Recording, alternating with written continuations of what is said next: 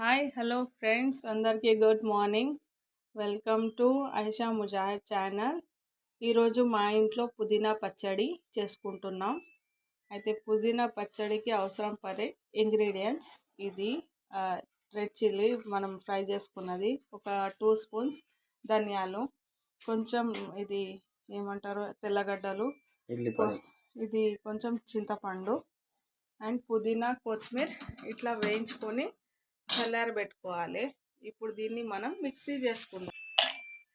మిర్చీలు వేసుకుందాం, ఇందులో మిర్చీలు వేసుకుందాం. ఎండుమిరపకాయలు వేసుకొని గ్రైండ్ చేసుకుందాం. మనకు ఎంత కారం మనం తింటామో అంత. దీనిలో మనం చింతపండు వేసుకుందాం. అలాగే ఇది మేము లైసన్ అని చెప్తాం, ఎల్లిపాయలు, దాని తర్వాత ధనియాలు,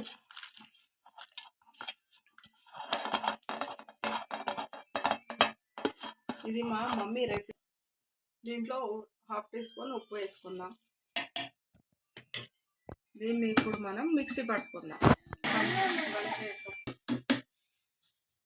ఇట్లా పేస్ట్ చేసుకోవాలా? ఇట్లా పొడి పొడిగా, వాటర్ వేయకూడదు దీంట్లో.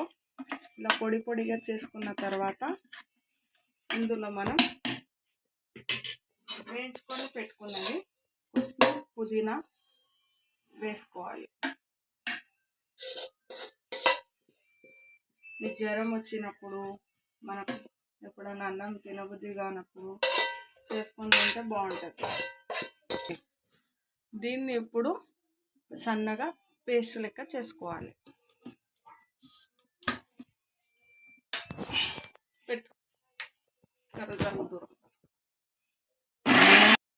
కొంచెం వాటర్ పోసుకోవాలి. మళ్ళీ మిక్స్.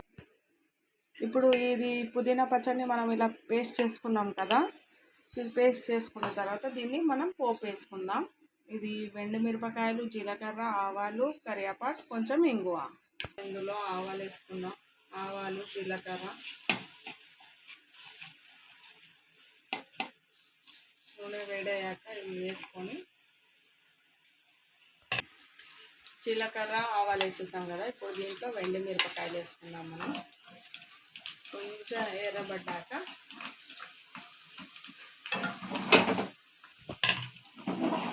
ఏం చేయాలండి, మాది చిన్న ఫ్యామిలీ, మాది పూర్ ఫ్యామిలీ.